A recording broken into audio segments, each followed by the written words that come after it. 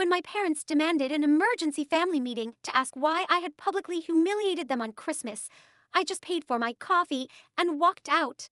They had spent their entire luxury ski vacation doing damage control online, frantically trying to explain to our relatives why their golden retriever was invited on the family trip.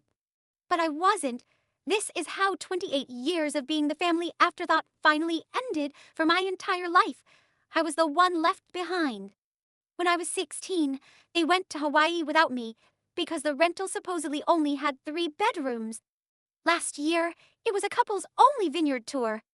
Every single time, I got a text saying there was no room or maybe next time. And every time, I swallowed the hurt and just replied, okay, but this year was different. 3 months before Christmas, I closed the biggest deal of my career as a commercial real estate broker. My commission was $35,000. I didn't tell my family. I learned years ago that if I shared good news, my mom would immediately need help with bills. Or my brother, Jason, would demand I fund his latest scheme. So when the inevitable text arrived in December, saying Jason was bringing his dog so the SUV was full, and there was no room for me on the annual ski trip, I didn't argue. I just looked at my bank account.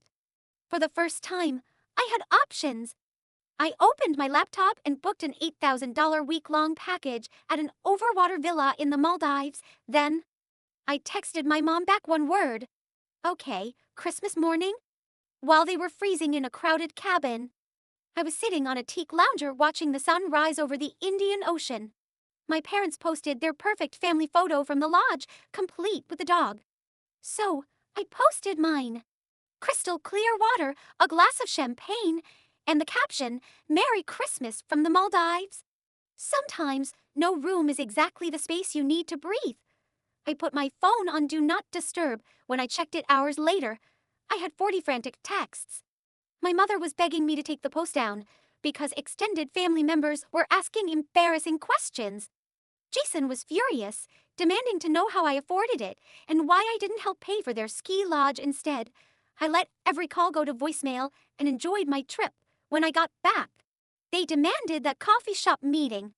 Jason demanded to know my salary, and my dad said that family is supposed to share things. I looked at them, completely calm.